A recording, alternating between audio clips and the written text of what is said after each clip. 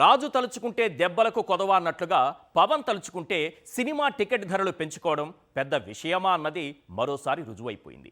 వీరమల్లుకు ముందు ఎవరైనా సరే, సినిమా ఎవరిదైనా సరే అంతా వచ్చి ప్రభుత్వ పెద్దలను ప్రత్యేకంగా కలిసి టికెట్ల రేట్ల పెంపుపై దరఖాస్తు చేసుకుంటే అప్పుడు పెంచాలో లేదో నిర్ణయిస్తాం అన్నారా లేదా?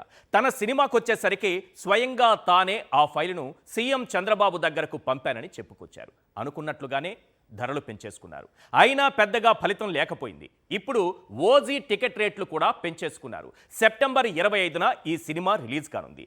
ఏపీలో బెనిఫిట్ షో టికెట్ ధరలు ₹1000 వసూలు చేసుకునేందుకు అనుమతినిచ్చారు. అర్ధరాత్రి 1 గంట వరకు బెనిఫిట్ షోలు ప్రదర్శించుకునేందుకు ఆదేశాలిచ్చారు. సింగిల్ స్క్రీన్ థియేటర్లలో ఒక్కో టికెట్పై ₹125 పెంచుకునేందుకు వెసులుబాటు కల్పించారు. సినిమా రిలీజ్ అయిన 10 రోజుల వరకు బెనిఫిట్ షోలకు అనుమతినిచ్చారు. అయితే తన సొంత సినిమా టికెట్ ధరల పెంపు విషయంలో చూపిస్తున్న శ్రద్ధలో పావలా వాటా కూడా పాలనపై చూపించడం లేదన్నదే ఇప్పుడు చర్చనీయాంశంగా మారింది. ఇదే సమయంలో పవన్ తీరుపై కొన్ని ప్రశ్నలు వినిపిస్తున్నాయి. అవేంటో ఒక్కసారి మనం స్క్రీన్ పైన చూద్దాం. క్వశ్చన్ నెంబర్ 1, డీసీఎం పదవి టికెట్ రేట్లు పెంపు కోసమేనా? క్వశ్చన్ నెంబర్ 2, ఓజీ సినిమాను కూడా జనసేన మంత్రులు ప్రమోషన్ చేస్తారా? క్వశ్చన్ నెంబర్ 3, అసెంబ్లీలో ప్లాన్ ప్రకారమే పవన్ను అవమానించారా? క్వశ్చన్ నెంబర్ 4, అసెంబ్లీలో బోండా ఉమా మాటల వెనుక ఉన్నది బాబేనా? డీసీఎం హోదాలో పవన్ తీరు వివాదాస్పదమవుతున్న వేళ వినిపిస్తున్నటువంటి ప్రశ్నలివే. తన సినిమా టికెట్ల రేట్ల పెంపుపై 100% ఎఫర్ట్స్ పెడుతున్న పవన్ కళ్యాణ్ పాలనపై మాత్రం 1% కూడా శ్రద్ధ పెట్టడం లేదు. చంద్రబాబు సర్వేల్లోనూ ఈ విషయం తేలింది. బాబు క్యాబినెట్లో ఎక్కువ ఫైళ్లు పెండింగ్లో ఉన్న శాఖ కూడా పవన్ కళ్యాణ్దే. ఇదే విషయాన్ని బాబు గారి తోకపత్రికలు తాటికాయంత అక్షరాలతో ప్రచురించాయి. ఇక తన సొంత సినిమాల కోసం తన అధికారాన్ని పవన్ వాడుకోవడం కూడా చర్చనీయాంశం అవుతుంది.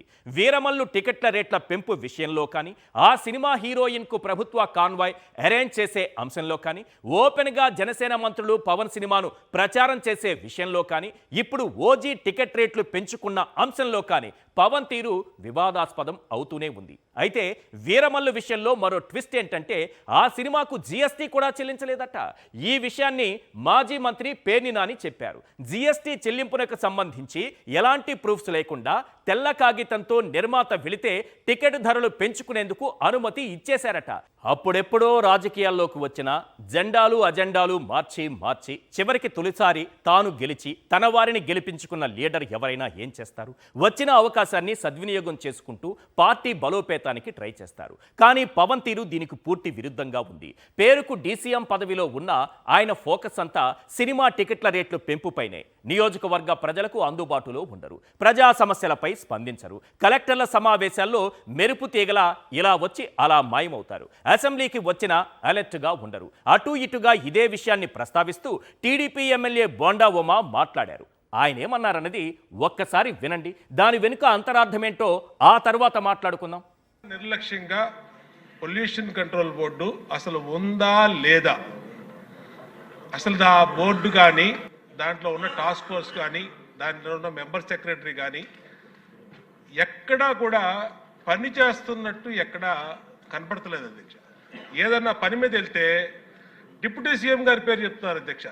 ఆయన చేయొద్దన్నారు, ఆయన ఆఫీస్ నుంచి చెప్పాలి, ఆయన మాట్లాడాలి, ఆయన వెళ్తే కలవట్లేదు అని డైరెక్ట్గా చైర్మన్ గారు చెప్తారు అధ్యక్ష. అంటే ఎందుకు మాట్లాడుతున్నాం అధ్యక్ష? మా నియోజకవర్గంలోకి వస్తే కాలువలన్నీ నిండిపోయినాయి. ఎక్కడా కూడా విజయవాడలో పొల్యూషన్ కంట్రోల్ బోర్డు ఉండి కూడా విజయవాడలో పట్టించుకోని పరిస్థితి అధ్యక్ష.